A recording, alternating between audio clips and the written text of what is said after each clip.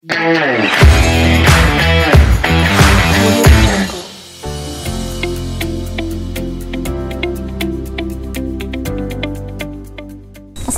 warahmatullahi wabarakatuh. Selamat siang family. Kembali lagi nih dengan Pojok Edukasi Balai Besar Rehabilitasi Badan Narkotika Nasional. Di samping kita semua nih sedang ada dokter spesialis kedokteran jiwa, Dr. Diah Setia Utami SPKJ. Selamat siang, Dok. Selamat siang, Mbak Deci. Nah, dalam rangka Hari Kesehatan Jiwa Sedunia yang bertepatan pada tanggal 10 Oktober 2022 dengan tema Pulih Bersama Generasi Sehat Jiwa.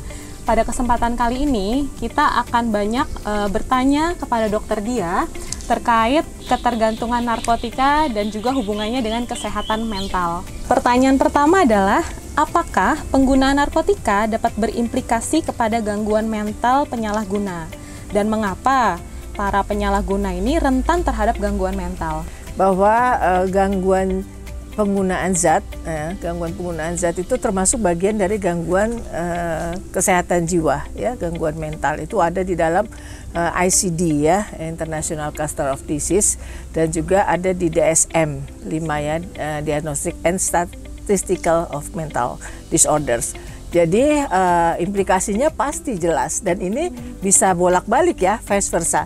Jadi ada orang yang memang awalnya dia sudah punya gangguan jiwa. Dan ini biasanya terjadi hampir 18% lah.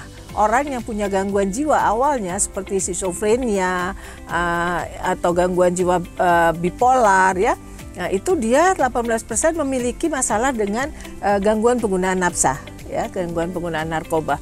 Begitu juga orang yang punya gangguan jiwa, ya, itu begitu punya gangguan nafsa, ya, itu 38%-nya juga bisa memiliki gangguan kesehatan mental lainnya. Jadi orang-orang yang dia punya gangguan nafsa, karena penggunaannya ini sudah sampai ke titik di mana terjadi perubahan pada kimiawi otak, ya. Jadi ada yang namanya dopamin, ada yang namanya serotonin, ya, ada yang namanya norepinefrin, ya. Nah, itu berubah karena penggunaan zat-zat adiktif, ya, psikoaktif itu merubah zat-zat kimia yang di dalam otak kita yang akhirnya menimbulkan gejala-gejala sama seperti gangguan jiwa lainnya. Jadi bolak-balik seperti itu. Baik, Dok, untuk pertanyaan ketiga nih, Dok. Apakah dengan berhenti menggunakan zat bisa meningkatkan kesehatan jiwa? Tentunya, ya. Jadi ada korelasi apabila penggunaan zat ini kemudian tidak dihentikan, maka kondisi gangguan mental lainnya juga akan semakin berat. Tapi apabila ini bisa diturunkan, maka juga akan memberikan efek penurunan dari gejala-gejala yang ada. Karena apa? Karena tadi saya sebutkan di atas bahwa ini semua kan di susunan saraf pusat. Jadi ketika terjadi perubahan-perubahan di kimiawi otak, khususnya dopamin, karena penggunaan obat-obatan seperti misalnya lah menggunakan metamfetamin, ya. Jadi dia naik tuh kimiawi otaknya, ya, seperti contohnya dopamin. Jadi tidak balance lagi, makanya dia kadang-kadang bisa timbul gangguan seperti paranoid, tidak tidur, ada cemas dan sebagainya. Ketika ini dihentikan, secara langsung maupun tidak langsung akan mempengaruhi penurunan dari gejala-gejala mental yang memang dialami, gitu. Jadi memang syaratnya adalah bagaimana kita harus menghentikan penggunaan narkobanya supaya gejala-gejala gangguan jiwa yang ada juga ikut bisa menurun, seperti itu. Oke. Lalu yang terakhir nih, Dok, langkah apa sih, Dok, yang harus dilakukan jika seseorang atau pengguna narkoba itu menunjukkan juga gejala gangguan jiwa? Nah, ini yang penting. Kenapa? Karena seringkali ketika seorang psikiater mungkin, ya, yang dia tidak aware tentang masalah adiksi seperti itu, ya, masalah ketergantungan, itu mungkin dia yang akan dia lihat adalah gangguan mentalnya saja, ya, sehingga gangguan adiksinya itu tidak akan diobati secara komprehensif. Padahal dampaknya tadi seperti saya katakan, kalau ini tidak diobati, gejala gangguan jiwanya juga akan semakin berat. Jadi harus dilakukan secara terintegrasi, ya. Nah, maka setiap ketika kita mendapatkan ada dua-duanya. ketika seseorang itu datang karena penggunaan narkobanya, maka kita juga harus menilai gangguan-gangguan psikiatri lain ya, gangguan-gangguan mental lain yang terkait dengan penggunaan narkoba. Maka ada satu di dalam kita melakukan assessment di dalam Addictive Severity Index itu ada domain psikiatri. Itu udah kita harus lihat gitu. Adakah dia gangguan cemas, adakah dia rasa depresi, adakah dia kesulitan tidur, kesulitan konsentrasi. Nah, kalau kita sudah lihat seperti itu, kemudian kita harus nilai seberapa besar ini gangguan mentalnya. Dan ketika kita sudah tahu bahwa ini memang juga ada gangguan mental, maka harus dua-duanya diobatin. Nggak bisa kita salah satunya saja gitu. Jadi kalau ada psikiater yang atau ada terapis yang dia hanya fokus pada gangguan jiwanya, tidak akan membantu nanti masalah gangguan jiwa itu untuk bisa diturunkan ya atau dihilangkan gejalanya apabila penggunaan narkobanya tidak diobati juga. Begitu juga ketika orang yang pakai narkoba kemudian dia mengalami gangguan jiwa. Jadi harus dua-duanya terintegrasi.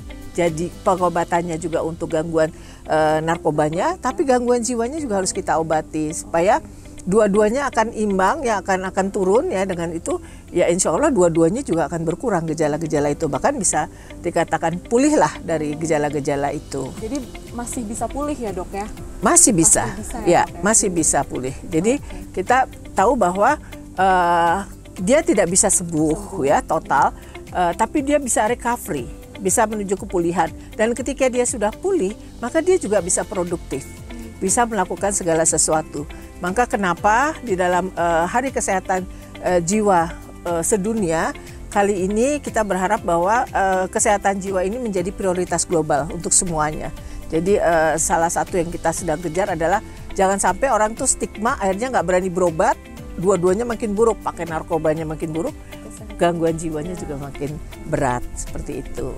Baik dok, ada pesan nggak sih dok untuk teman-teman yang di luar sana nih dok, yang memiliki masalah dengan penyalahgunaan narkotika, apa yang mereka harus lakukan seperti itu dok? Yang jelas penyalahgunaan narkotika itu adalah penyakit.